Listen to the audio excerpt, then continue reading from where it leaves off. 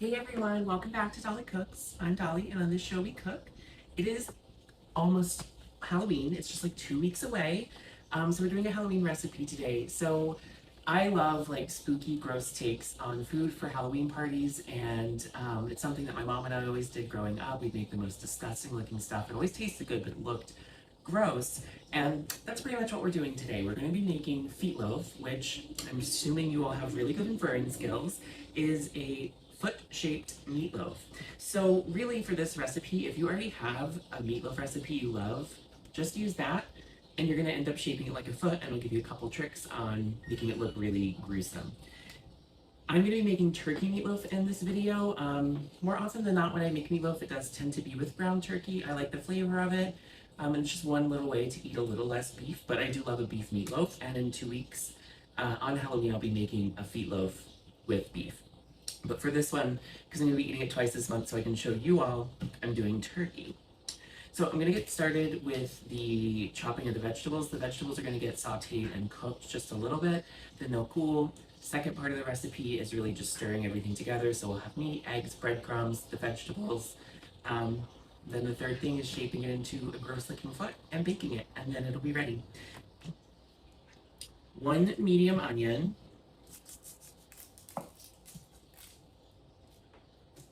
So already we're thinking about making it look gruesome, and in your medium onion, you're going to take 1 thick slice off the top. And this is going to end up being the bone that sits like on top of where the ankle would be, and it'll get drizzled with ketchup to look really bloody and gross. So we'll just set that aside. The rest of the onion is going to get sauteed and go into the meatloaf, so we're just going to peel it and dice it up.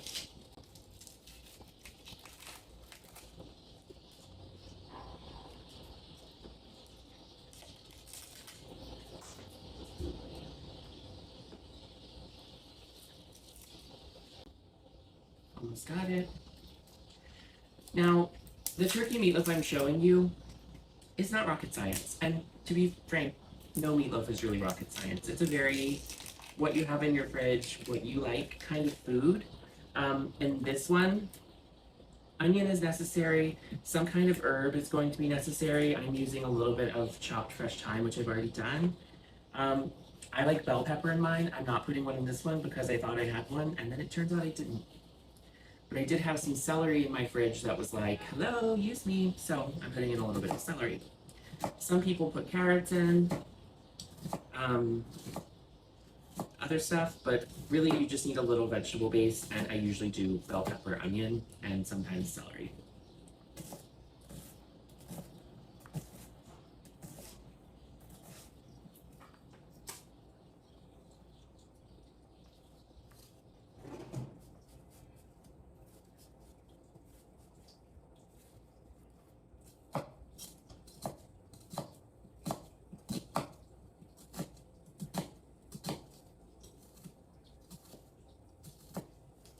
The onion is getting to me just a little bit.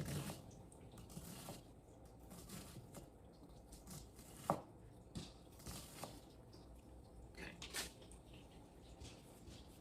Oh, yeah, it's really getting to me. Ooh, onions don't usually do that. The trick is usually to have a sharp knife, which I have, but this onion said you're gonna cry anyway.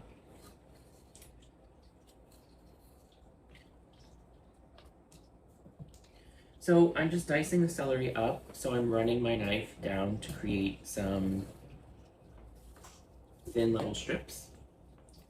I need to wipe my eyes. Oh, oh, mascara, please don't run. Come through for me, baby. This isn't waterproof mascara, but as someone who cries pretty much every day, I can tell you this one doesn't run. It's Ilia.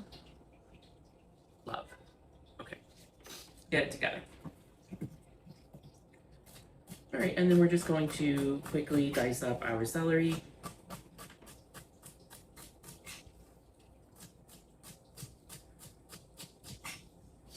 I love when you can find a vegetable in your fridge that's like, use me, so that you don't end up throwing it out and wasting it.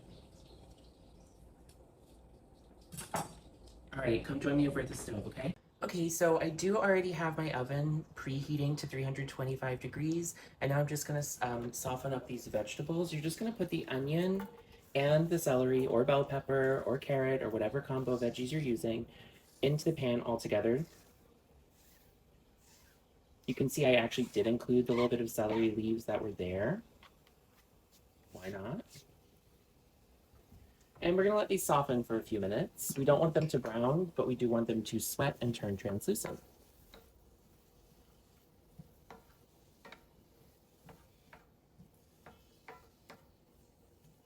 There's about a good glug of olive oil in here, like a couple tablespoons. I've got it on medium heat, and we just gotta let this soften for probably like 5 or 8 minutes. Okay, so the vegetables have been sweating on like medium-low heat for about 5 minutes. They're pretty translucent. They definitely release some moisture. They look a little bit softer. So I'm going to just give them a little sprinkle of salt, some fresh black pepper,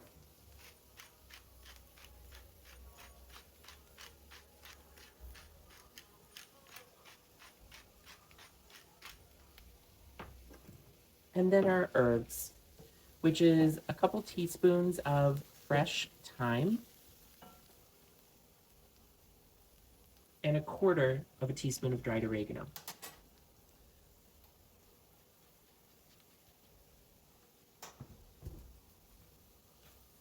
Incorporate that all in. It's smelling really good now that the herbs are in there.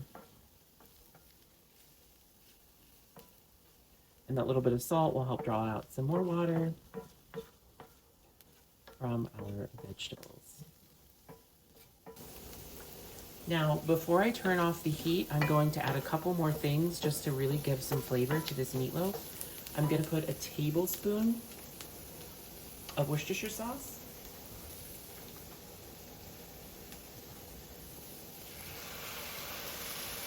Actually, 2 tablespoons, my bad.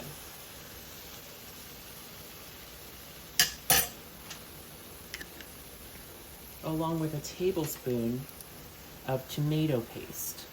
I'm estimating here. I prefer the tube tomato paste because you can keep it in the fridge and just use a little bit.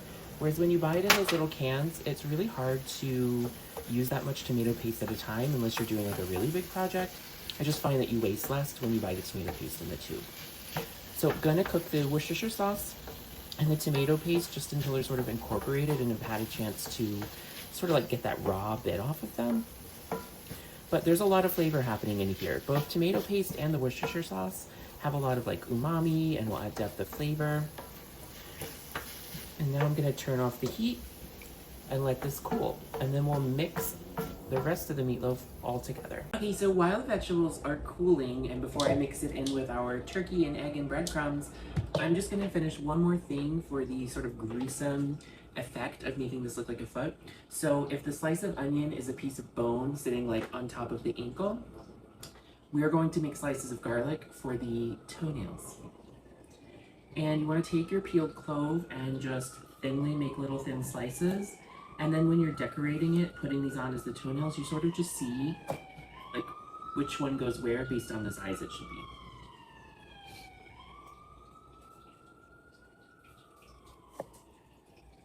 Perfect. So that's 5. Perfect amount we need. Welcome back. So we are ready to mix together the meatloaf. The vegetables that we just sauteed have cooled for a few minutes. This is 2 pounds of turkey. If you can, try and find a ground turkey that is both white and dark meat, just so you get a little more fat and moisture. If you're just using ground white meat turkey, it's going to tend to be a little bit drier. We're going to put something in here to help counteract that. It's chicken stock. Plus we have the onions and celery, which also have moisture. But if you can find a blend of white and dark meat, all the better. Sometimes you'll see they're separate, like this is a pound of ground white turkey, this is a pound of ground dark meat turkey. Sometimes they're mixed together. In this case, these are already both a mix of white and dark meat. I already have 1 pound in here. I'm gonna put the 2nd pound in. Here's the thing about extruded poultry. Very different texture than your ground beef, ground lamb, ground pork. To put it politely, it's just sort of like mushy and weird, and you just sort of have to account for that. So you do tend to need to add moisture to ground poultry, so we're doing that in the form of chicken stock. Sometimes people will grate onion into it. I'm not going to do that here because we have our sauteed onion. We're going to add an egg.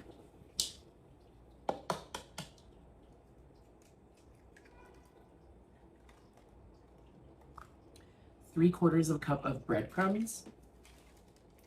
These are Italian breadcrumbs. You could use panko. And quite frankly, it doesn't have to be breadcrumbs.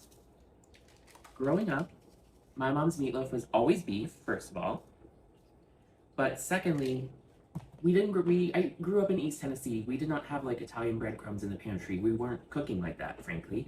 And one thing that we did always have was saltine crackers and rolled oats. So she would do a mixture of dry rolled oats and mashed up saltine crackers. Honestly, no notes.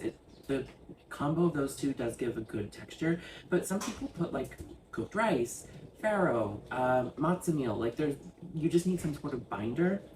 So do what you will. I'm using Italian breadcrumbs. A quarter cup of chicken stock.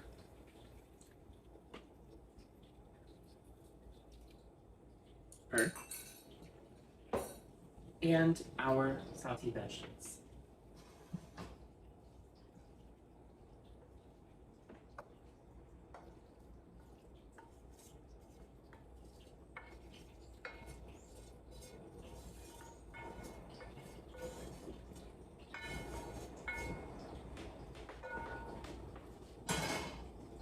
Yes, we did already season the onion mixture, and there is Worcestershire sauce in there, which is salty, but we have 2 pounds of meat with no seasoning, so additional salt is necessary.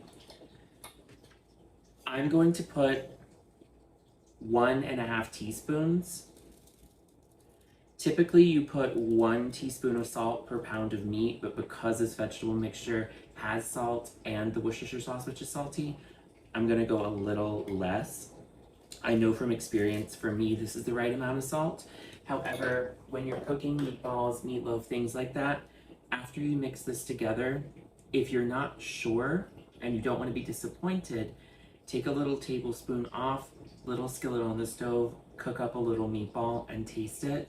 Obviously you can't taste this raw though. So do check your salt if you are new to this recipe, new to making meatballs and meatloaf and that sort of thing. If Vincent were here, he is not, he would take his paws and mix this together. I do agree, hands are chef's best tool, but I do not want to have to clean out the gross meat under my nails that are shorter than usual, but still quite long. So I'm using a spatula, it's fine. We just need to get this well combined in here. The thing about ground turkey, it's much softer, mushier, as I said, than beef. So you will find it does stir together quite quickly. You just want to take care to try and get the vegetables and breadcrumb and the egg evenly distributed. So, meatloaf is gross. Here's something even grosser. As I mentioned, my mom and I, both big fans of Halloween, big fans of decorating. When I was in high school, I went to a Halloween party. Everyone was supposed to bring a dish. It was potluck. It was at a friend's house. I said I would bring a dessert. Now, everyone knows that dessert called dirt, right? Where you put it in a cup and you put the little earthworm, and it's like chocolate vanilla Oreo pudding. Delicious. Basically a little like easy to do trifle kind of situation. We did that, but we called it kitty litter. And I went to the dollar store, bought a kitty litter tray and kitty litter scoop, came home, washed them even though they were new, put the dirt trifle into the kitty litter pan. We put like an Oreo, a white Oreo, so it would look sandy, like a little bit like kitty litter. crumb on top of it. And then we took Tootsie Rolls and we rolled them out into, you know. It was delicious, but people straight up did not want to eat that dessert. I wonder why. But I love all sorts of gross stuff like that. Like when I do a Halloween party, yes, I'm freezing ice in non-latex gloves so the punch has floating hands. Yes, I'm going to carve little faces in peeled apples and roast them so you get like little shrunken head vibes. Like I love playing with food like that for Halloween. That's one of the fun things about Halloween for me is like grossifying food because there's like infinite possibilities. This is probably about as mixed together as it's going to get, and I don't want to like over mix it, so I'm gonna stop there. I'm gonna get my sheet pan, and now it's time to make a foot. Okay, so little quarter sheet tray, or use a half sheet tray, it's fine too. Going to put just a drizzle of oil on here, just to be extra sure that it won't stick. Give that a little rub around. Now I am ready to take this clove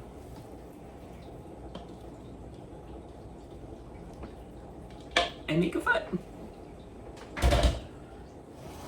I don't really know how to explain how to do this other than you just need to go with your instincts and start shaping foot. So already I've got a heel shape going here.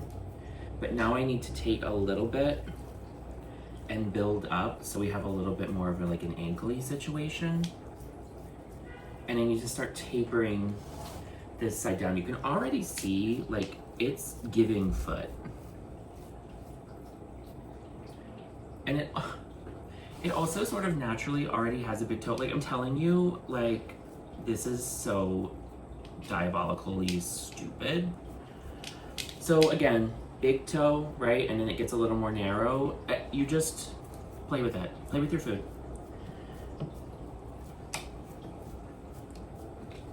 Seriously, how cute is this? I mean, it's disgusting, but like, you get it. I need to quickly wash my hands. Actually, no, I'm good. You do want to like create a little bit of the appearance of the toes. So I'm just taking a finger, sort of getting in there.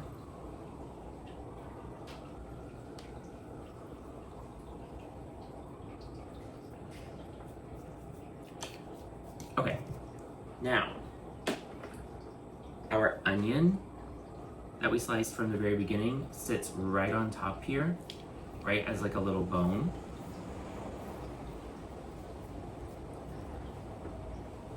Our slivers of peeled garlic are our toenails, and I'm gonna take the biggest one for my big toenail, and what I'm gonna do is like literally just like sort of stick it into the meat like so. This one is the smallest one. I will make it our pinky toe. That's probably the next smallest one, so I'll make it the second, the one next to the pinky. And then these two are sort of roughly the same shape, so we'll just go in.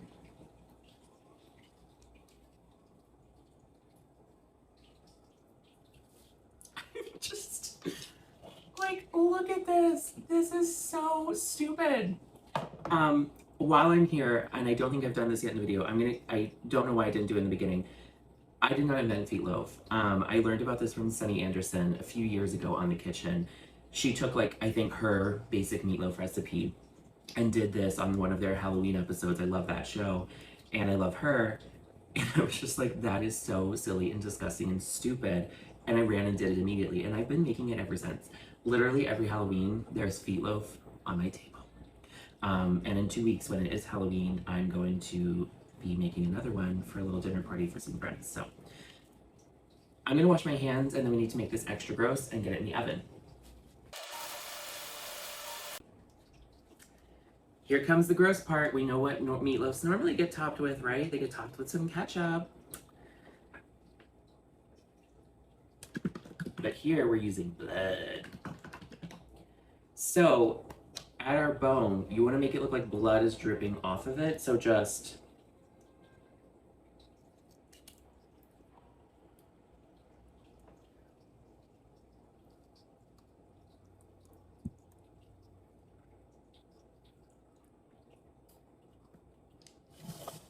I mean. And then, you know, like the toes need a little bit of blood oozing out of them. And then we want just some big splatters of blood.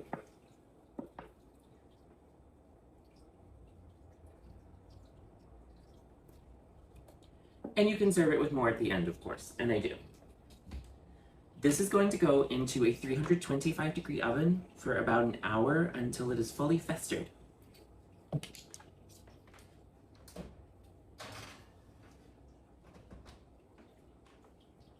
See you in an hour. Meatloaf's done. So I'm just gonna lay it on the counter here with a trivet underneath it. Look at her. Let me turn it so you can get a better view of it.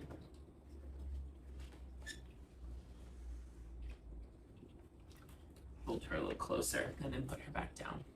Check out those toenails. Check out that bone. She is disgusting. Now this is turkey. Needs to be cooked to about 165. I like to take it out about 155, let it rest, and it'll keep cooking a little bit and come up to temperature.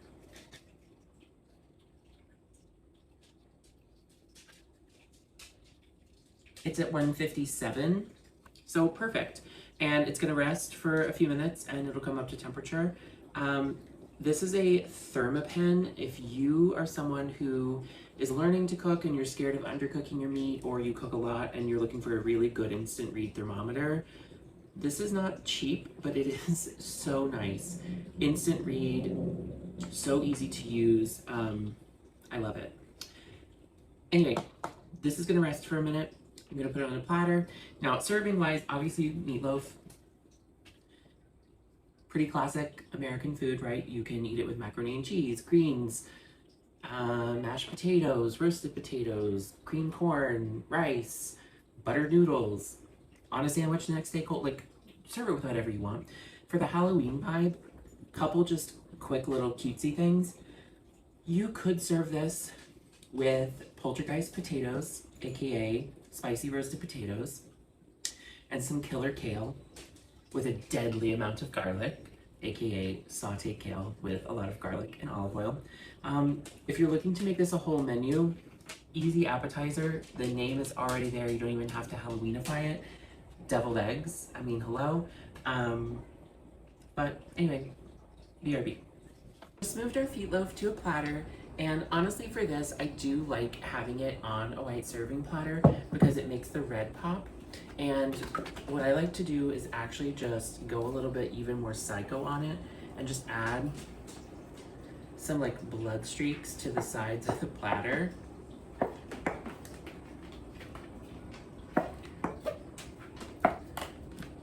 And make it look extra gross. The meatloaf is ready to serve. Meatloaf! Happy Halloween! Unpleasant dreams.